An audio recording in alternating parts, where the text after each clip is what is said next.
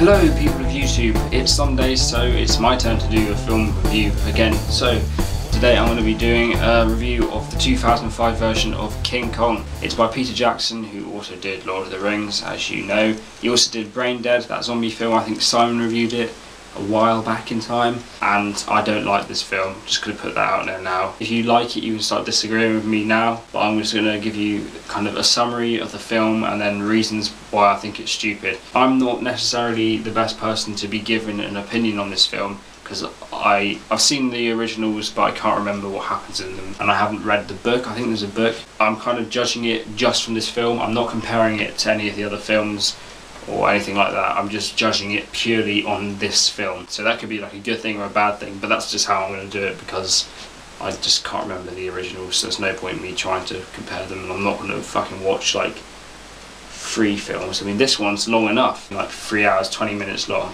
which is just ridiculous. I mean, Peter Jackson could get away with it for Lord of the Rings, but I mean, King Kong, I don't know how it like dragged out for so long.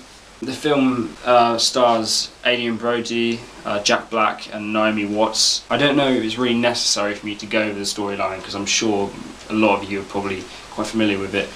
I'll just go over the basics. A film crew kind of thing go to an island to try and get some cool footage. Basically they realise that there's a fucking crazy beast there, King Kong, and he's like a giant gorilla.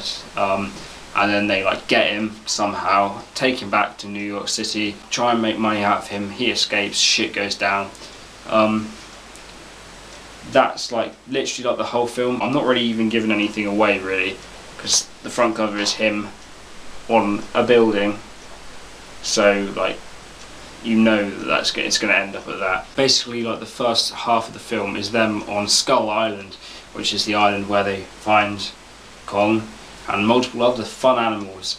I think it's quite well directed. The CGI is pretty good.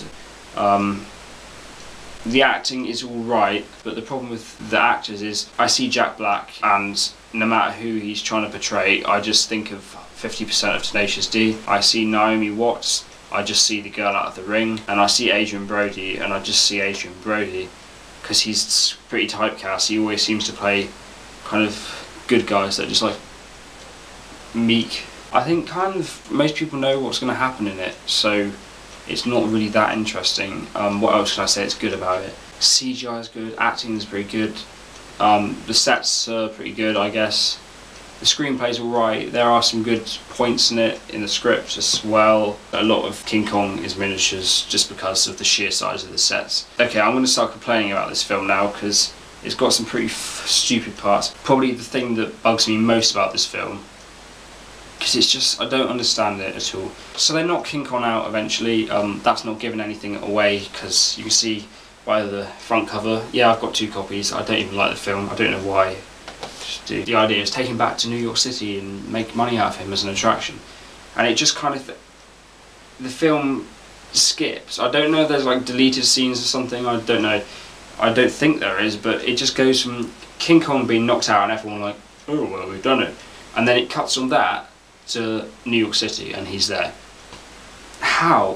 He's a 50-ton fucking gorilla.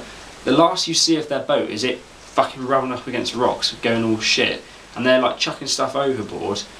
Bear in mind this is also the 1930s, so they can't like call their mates and be like, oh, we've got a gorilla, we need backup. There's nothing. They've got to get this fucking 50-ton gorilla onto the boat and then take him all the way back to New York City.